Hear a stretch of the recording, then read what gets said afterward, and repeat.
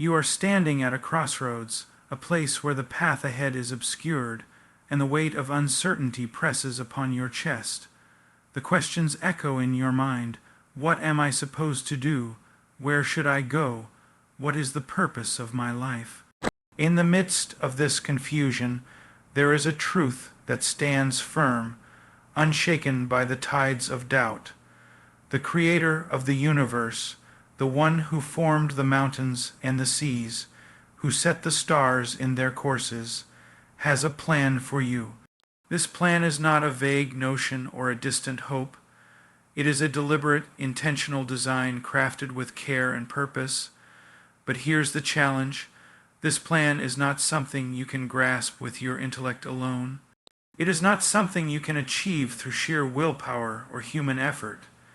It is revealed to those who seek it earnestly, who desire it above all else. The journey to understanding this plan begins with a heart surrendered.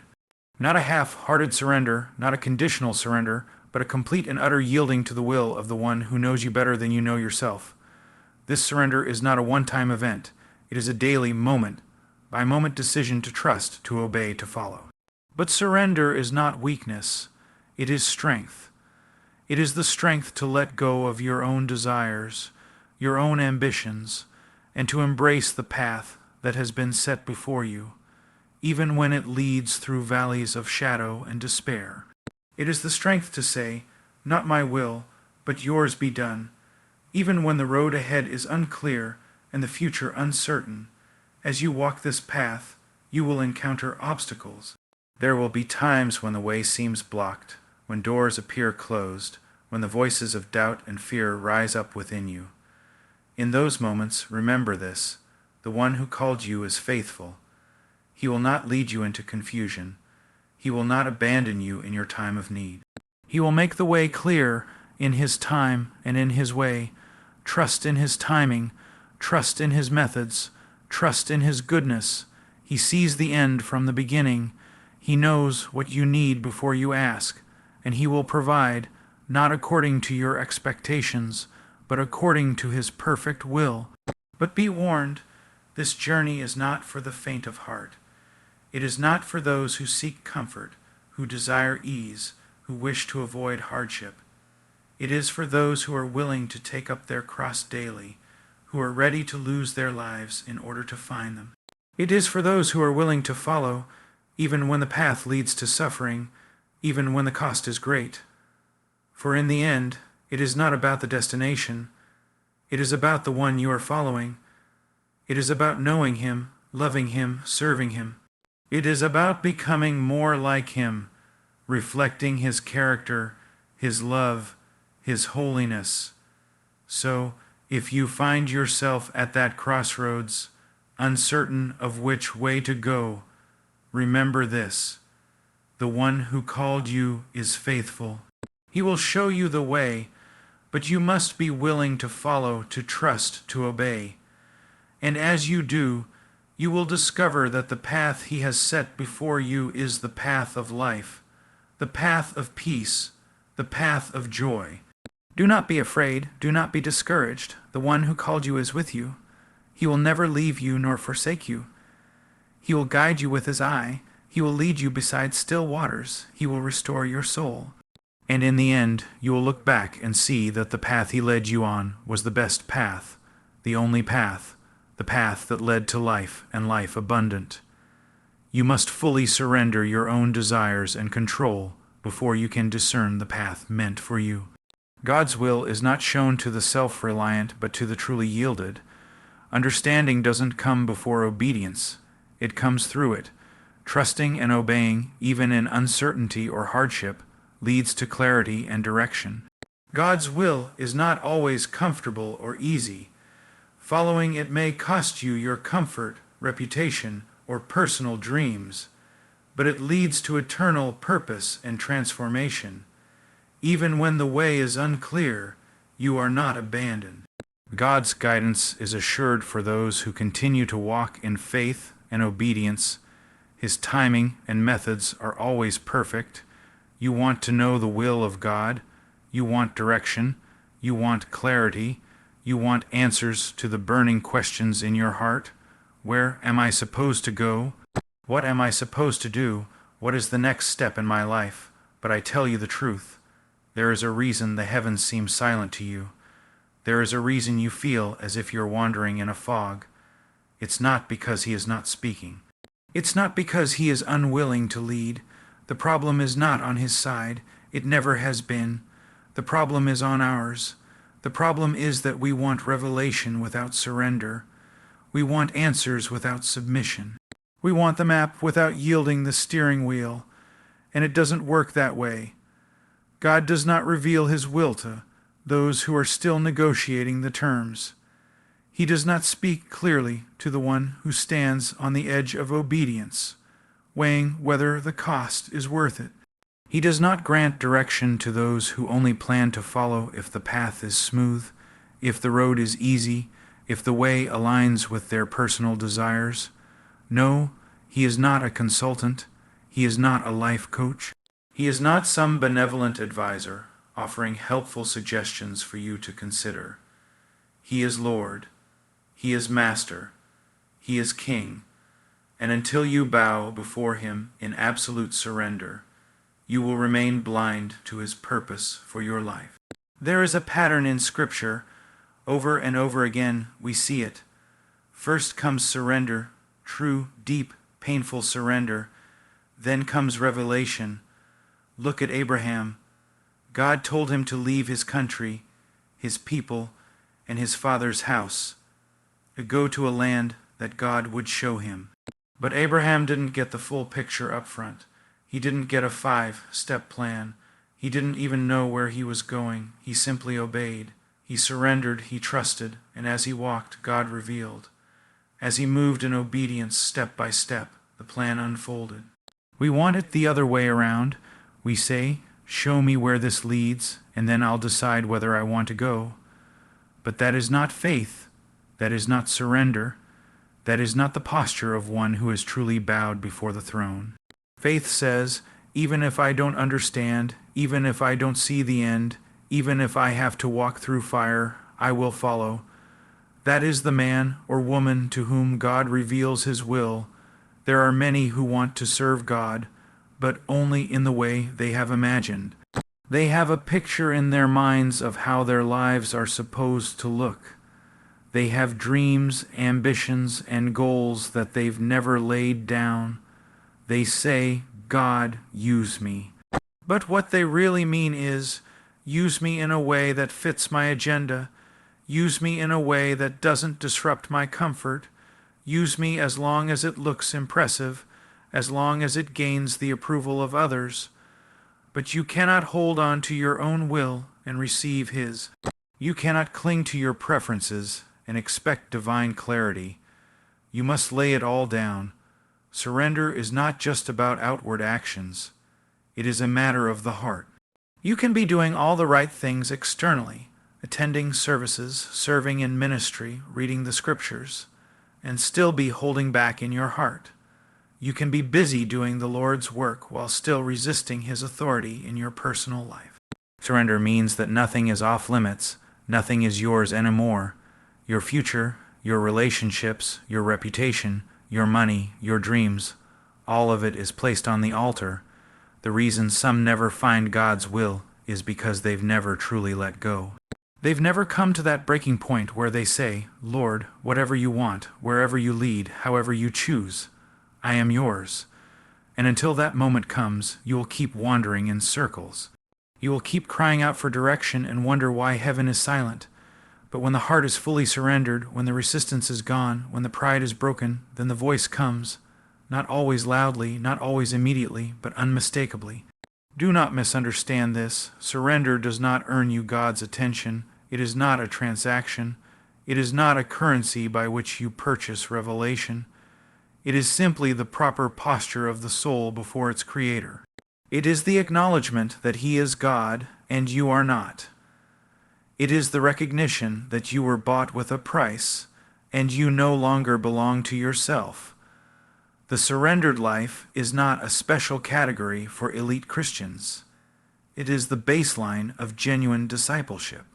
And surrender is not a moment, it is a lifestyle. It is a daily decision to die to yourself. It is the willingness to let go again and again and again. Each day there will be things to release. Each day there will be battles between the flesh and the spirit. Each day your will must be laid down so that His may be done. And the more you walk in this kind of surrender, the clearer His leading becomes. Some of you are waiting for God to give you a mission, but you have not yet obeyed the last thing He told you. Why would He show you step 3 when you've ignored step 1? Why would He entrust you with greater responsibility when you haven't been faithful with the little things? Obedience in the mundane prepares you for obedience in the extraordinary. Faithfulness in the hidden things precedes usefulness in the public ones. If you are not surrendered in the quiet place, do not expect a booming voice in the storm. There is a lie in the modern age that says you can have Jesus and keep your life, that you can follow Him and still chase your dreams, that you can add Him to your schedule without letting Him redefine everything. But the gospel calls for death, death to self, death to pride, death to your plans. And only when you have died can you truly live. Only when the seed falls to the ground and dies does it bear fruit. There is no shortcut. There is no easy path. The cross always comes before the crown. There are many who envy those who walk in purpose, who walk in clarity, who walk in the fullness of their calling. They think, God speaks to them, but not to me. But if you look deeper, you will often find that these are people who have walked through fire. These are people who have surrendered much. These are people who have said, Yes, Lord, before the question was even asked. They are not perfect. They are not special. They are simply surrendered, and that is all God is looking for. He does not need your talent. He does not need your charisma. He does not need your resume or your network. He can do more with a weak, trembling soul that is fully surrendered than with the most gifted person who is still holding on. The power is not in the vessel, it is in the one who fills it. But the vessel must be empty before it can be filled. It must be clean. It must be yielded. So many are asking, what is God's will for my life? But the better question is, am I willing to do whatever He asks? Until that answer is yes, the question of direction is premature. You do not need a new word from God. You need to obey what He has already said. You need to come back to the altar, to lay down your idols, to renounce your independence, and to say, have your way in me. He reveals Himself to the hungry. He guides the broken. He speaks to the humble. But the proud, the self-sufficient, the double-minded, they remain in darkness. It is not that He hides Himself out of cruelty. It is that His voice is only heard by those who are truly listening. And the surrendered soul listens not to debate, not to consider, but to obey. What would happen if you stopped demanding answers and started offering yourself? What would change if you stopped praying for clarity and started praying for courage to obey? What would your life look like if you said, Lord, I trust You even when I don't understand You? That is the place where the will of God becomes clear, not in the mind that insists on understanding everything, but in the heart that is willing to follow no matter what. Do not wait for everything to make sense. Do not wait until the cost seems manageable. Step out, lay it down, die to self, say yes, and as you do, you will begin to see, not all at once, not with fireworks and lightning bolts, but step by step, moment by moment, a quiet voice behind you saying, this is the way, walk in it, and you will know, not because you figured it out, but because you surrendered, because you stopped demanding and started yielding, because you let go of your will and He gave you His. You say you want to know the will of God, you long for direction, you cry out in your prayers, Lord, what do You want from me? And yet the answer seems far off. The way remains unclear. You wait for some divine whisper, some flash of insight that will set everything in order. But I tell you this with solemn conviction. God's will is not a secret for you to uncover with enough effort or cleverness. God's will is not some mysterious code that needs to be cracked by spiritual experts.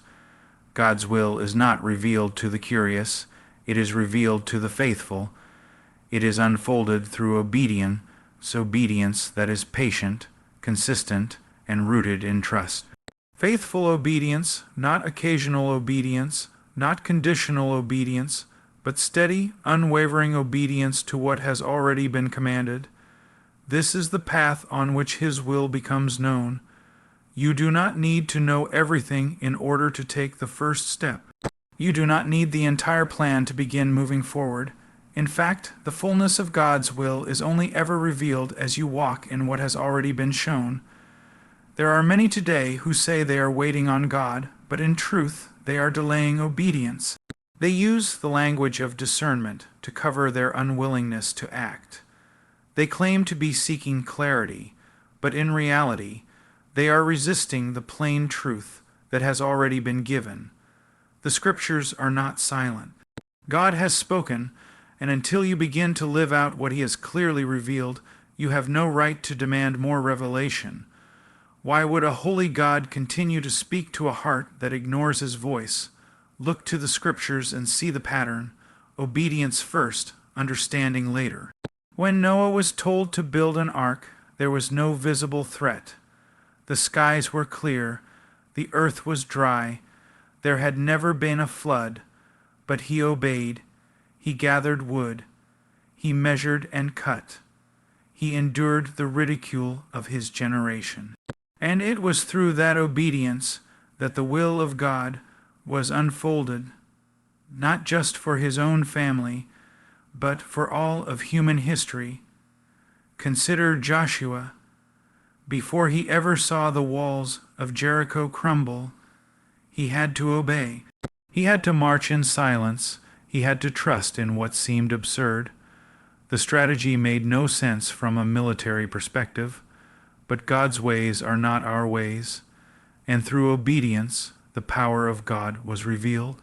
Through obedience, the impossible became reality. Through obedience, God's purposes were accomplished.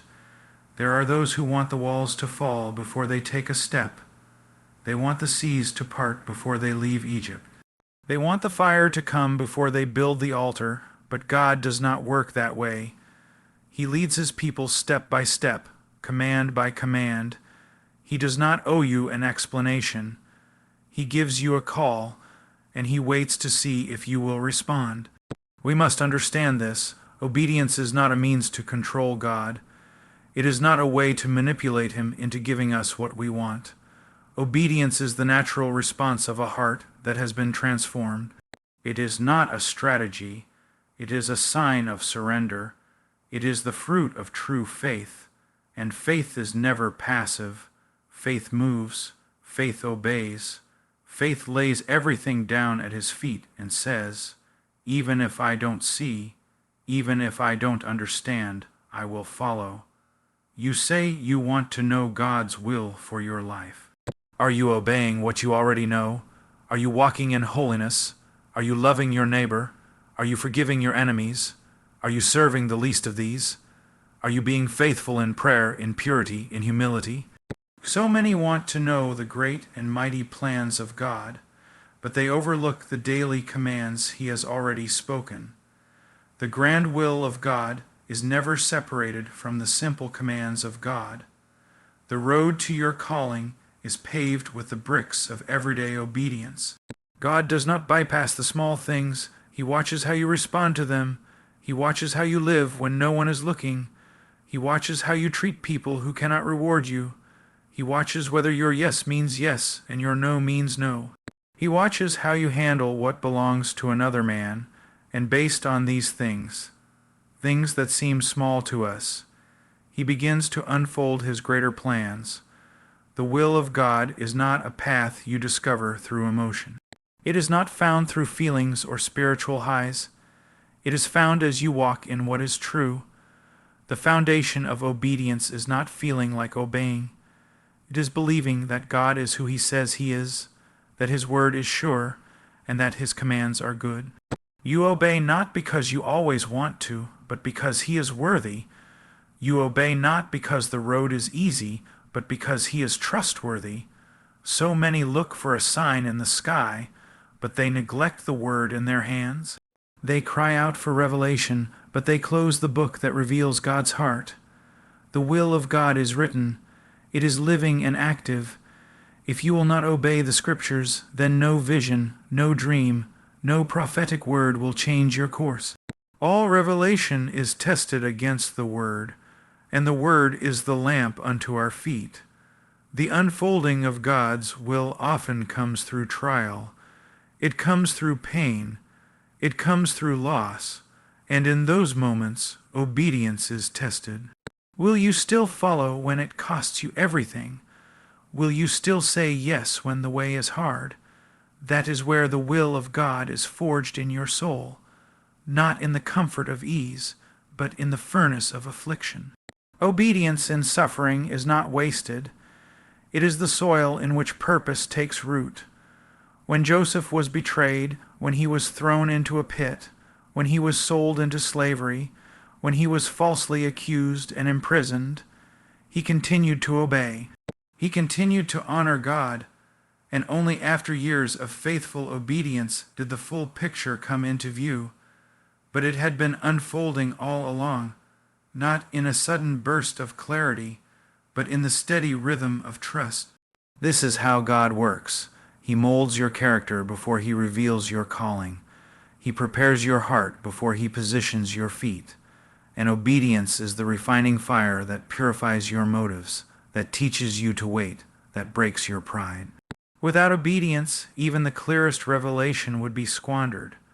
Without obedience, even the most detailed plan would be misused. God is not slow to lead. We are slow to follow. We want instant answers. We want the whole blueprint, but God says, trust me, walk with me, obey me, and as you do, the path becomes clear. The light is not given all at once. It is given one step at a time. You take a step, and the next one is revealed. You walk in obedience today, and his will unfolds tomorrow. This is why obedience is the mark of true discipleship. Jesus said, if you love me, you will keep my commandments. A love is not proven by passion alone. It is proven by obedience, and the one who obeys, not perfectly, but sincerely, is the one to whom more is given. The one who hears and does is the one who is entrusted with deeper things.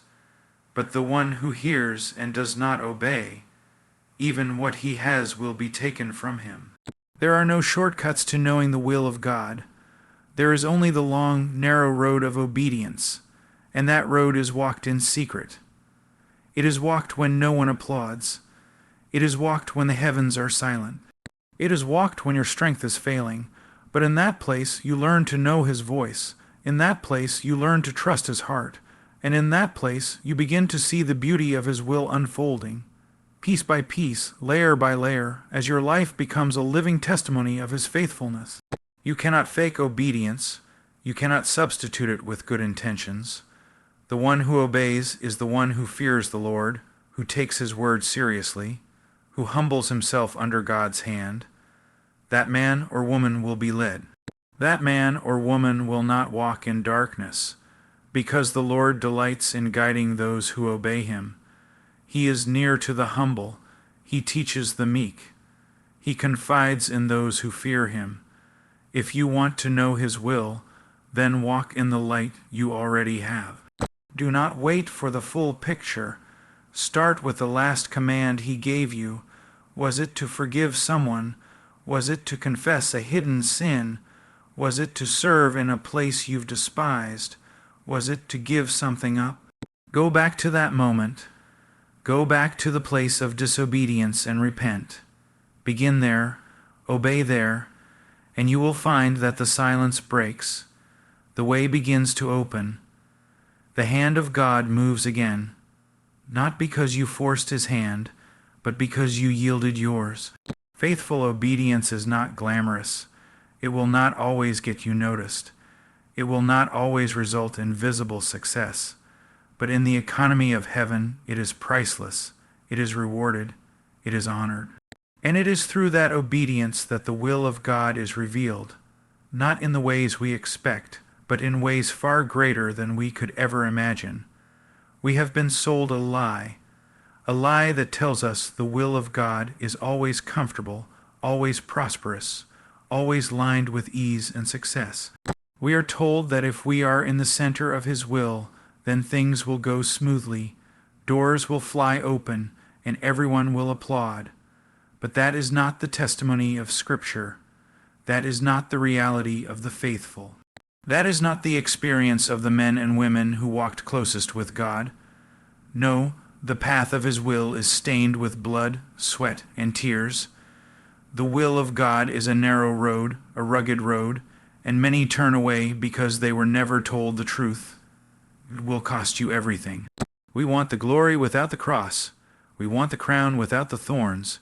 We want resurrection power, but we do not want to die. We want to be used by God, but we recoil when He begins to strip us of the very things that hinder His work in us.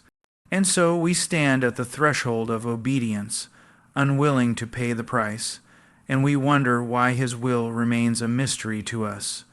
From the very beginning, the calling of God has always required sacrifice. Ask Abraham if the path was easy. Ask him what it felt like to lay his son on the altar, to raise the knife over the promise God had given him. Ask Moses what it cost to leave the palace of Egypt and identify with a people who were oppressed, broken, and lost. Ask David if the anointing came with a crown or with years of running, hiding in caves, being betrayed by the very people he served. The will of God will cost you your comfort. It will cost you your safety. It will cost you your reputation. It will stretch you to the end of yourself, because the goal is not just to use you. It is to transform you, and transformation does not come through ease. It comes through fire. Look at Jesus. He was perfect, sinless, the beloved Son, and yet the will of His Father led Him not to comfort but to the cross, not to applause but to rejection, not to a throne of gold but to a tree of suffering. He was despised and rejected, a man of sorrows, acquainted with grief. If this was the path for the Son, do you really believe your path will be different? The servant is not greater than the master. If they hated Him, they will hate you. If He suffered, you will suffer. If He was broken, you too will be broken. This is the cost of walking in the will of God. There is no such thing as painless obedience. You may try to find it. You may try to negotiate with God, offering Him a version of submission that avoids the cross, but that is not obedience. That is rebellion dressed in religious language. True obedience will tear something from your hands. It will sever your pride. It will put your flesh to death, because the will of God is not a gentle addition to your already comfortable life. It is a consuming fire that demands everything. So many want to be used by God in mighty ways, but they do not want to be refined. They want ministry without humility. They want power without brokenness. But God does not anoint the unbroken. He does not entrust His glory to those who are still seeking their own. And so He takes us through hardship, not because He is cruel, but because He loves us too much to leave us as we are. The hardship is not proof of His absence. It is evidence of His hand at work. Ask Joseph. Thrown into a pit by his brothers, sold as a slave, falsely accused, forgotten in prison. That is the path God chose to use to prepare him. The dreams were real, but so was the suffering, and through it all, Joseph remained faithful. He could not see the end, he did not understand the full plan, but he obeyed, and through that hardship, God forged in him the character necessary to fulfill the promise. The hardship did not cancel the will of God, it fulfilled it. We do not grow in the sunshine, we grow in the storm. We are not made strong through applause. We are made strong through trial. It is in the dark places, the lonely nights, the moments of despair, when God is doing his deepest work in us. We want deliverance, he wants dependence, we want relief, he wants refinement, and so he takes us down a path that breaks us, shapes us, purifies us, until we no longer live for our own will, but for his. You may be walking through hardship right now, and you wonder if you have stepped outside his will. You feel the pressure, the pain, the resistance, and you assume you've made a mistake. But what if this is exactly where he wants you? What if the storm is not a punishment, but a process? What if the hardship is not a detour, but the very road he has chosen to draw you closer, to empty you of self, and to reveal his power in your weakness? The apostles walked in the perfect will of God, and yet they were beaten, imprisoned, stoned, and left for dead. They were hated by the world, rejected by their own people, betrayed by friends, and yet they rejoiced that they were counted worthy to suffer for the name. That is the mark of someone who has been transformed. They no longer avoid suffering, they embrace it, not because they enjoy pain, but because they know what it produces. We live in a culture that flees discomfort. We avoid pain at all costs, but the kingdom of God is built on sacrifice. The heroes of the faith were not men of ease. They were men who bled. They were men who were crushed, beaten, martyred. The world was not worthy of them. And yet they were exactly where God wanted them to be. Do not measure the will of God by your comfort. Do not assume that open doors always mean his approval, or that closed doors mean his rejection. Sometimes the hardest road is the holiest one. Sometimes the most painful choice is the most obedient one. The path of God's will is marked not by ease, but by obedience, and obedience will hurt. But it is in the hurt that he draws near.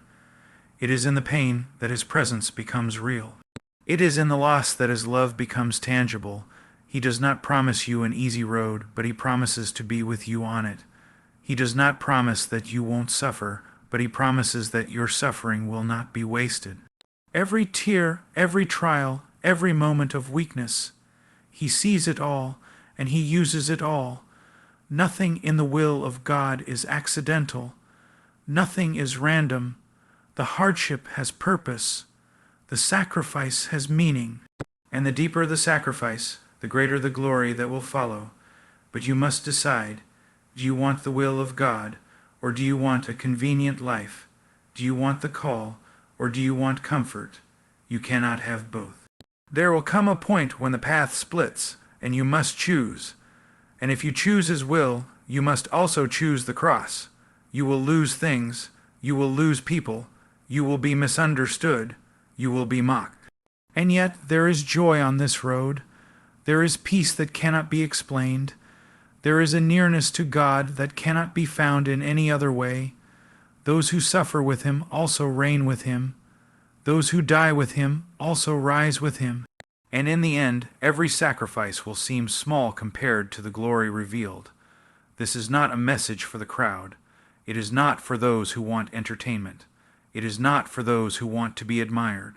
This is a message for those who are desperate to be used by God, no matter the cost, for those who have seen his worth and decided that no price is too high, for those who have said, Lord, not my will, but yours be done. If you find yourself on the path of hardship, do not despise it. Do not retreat. Do not look for a way out. Look for him. He is there in the fire, in the storm, in the breaking. He is not punishing you. He is purifying you. He is not ignoring you. He is inviting you into deeper intimacy, deeper trust, deeper surrender.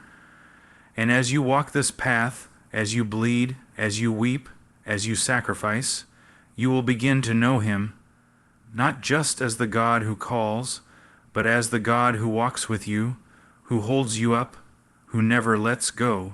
And you will find that the hardship, though painful, was the place where his will became most clear, not because it was easy, but because it made you more like him.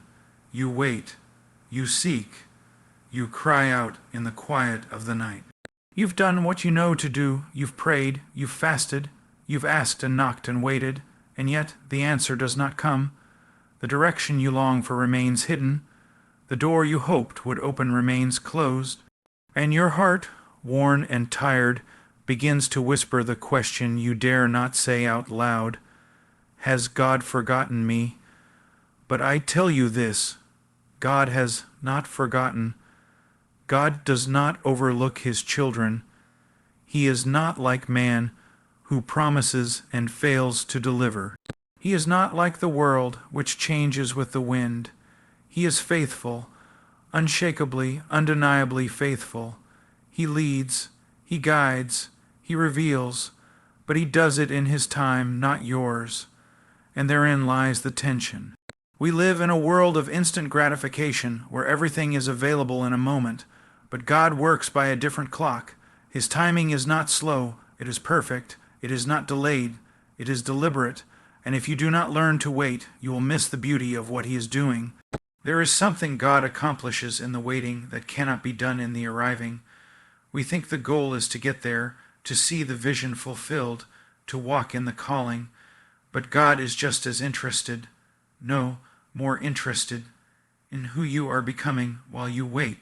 Because if you arrive unprepared, unshaped, unchanged, the very thing you were waiting for could destroy you. His timing is a mercy. His delay is not denial. It is a design to form something in you that is essential to the journey ahead. Look at the ones he has used mightily. None of them were rushed into greatness. Joseph had dreams as a young man, but he did not walk in authority until he had been betrayed, sold, falsely accused, and imprisoned. Why? Because there were things that had to be burned out of him: pride, immaturity, presumption. Those cannot remain if you are to carry God's purpose, and so God, in his mercy, waits. He waits while you are in the pit. He waits while you are forgotten, and all the while he is working, not only on the circumstances, but on your soul. David was anointed king, and yet he returned to the sheep. He fought giants, served Saul, played the harp, and hid in caves before he ever wore the crown. Why the delay? Why the hardship? Because he was being shaped.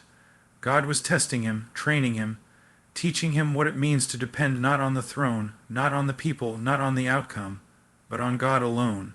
There is a lesson here for you. If God has not yet revealed the next step, it is not because he is confused. It is not because he is indifferent.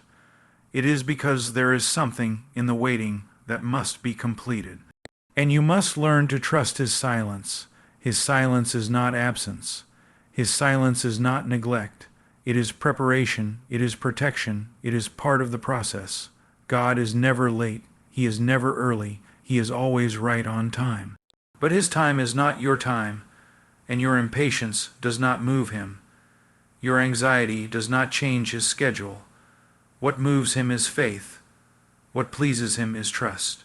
And trust is proven not when you understand, but when you obey without clarity, when you wait without complaining, when you worship without seeing the outcome.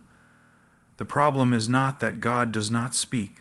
The problem is that we do not always like the way he speaks, or when.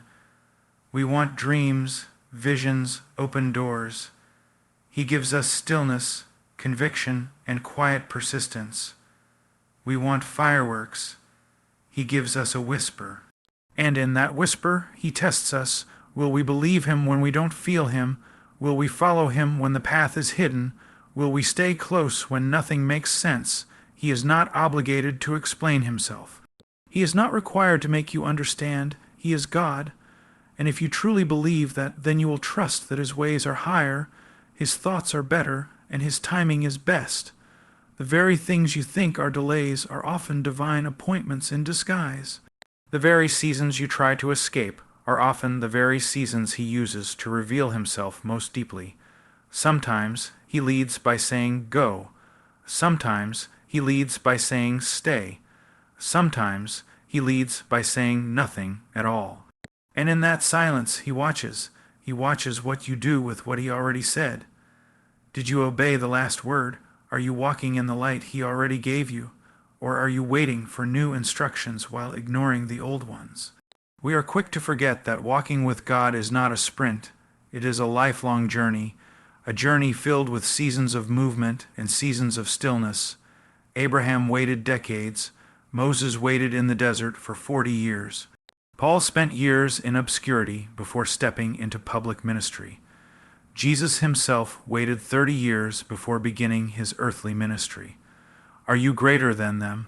Are you more worthy of immediate revelation? No, you are not forgotten. You are not invisible. You are being refined. And if you rush the process, you will step outside of God's timing and reap the consequences. Many have done it. Many have run ahead. Many have forced open doors God had closed, and they paid dearly for it. There is a peace in waiting on God, not in passivity, but in active trust, in continuing to pray, continuing to serve, continuing to obey, even when you cannot see. He is not idle. He is aligning. He is orchestrating. He is preparing things you cannot see, conversations you do not hear, opportunities you would never think to pursue. He is weaving it all together.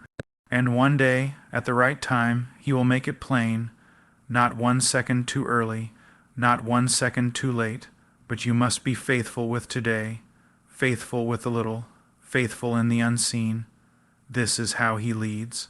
This is how He reveals, step by step, as you walk with Him. Not before you start walking, but as you move in obedience. You want the whole plan. He gives you just enough to trust Him. And in trusting Him, you learn what it really means to follow. Do not compare your journey with someone else's. Do not look at their timing and wonder why yours is different. God deals with each of His children uniquely. What He gives them may not be what He gives you. What He withholds from them may be different than what He withholds from you. But in all of it, He is faithful, faithful to lead, faithful to guide, faithful to complete what He started. You may not see the outcome yet. You may feel forgotten, but do not judge the story before it's finished. Do not pronounce the end in the middle of the chapter. What He promised, He will perform. What He began, He will complete. You don't need to know when. You need to know Him. You don't need the details. You need the discipline of trust. There will come a day when you look back and see it. You will see the hand of God in every delay. You will see His fingerprints in every detour.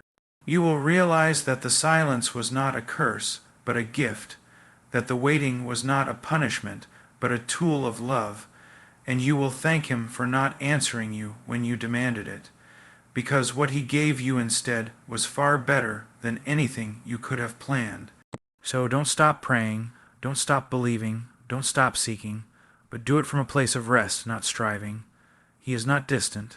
He is near to the brokenhearted. He is near to the waiting soul.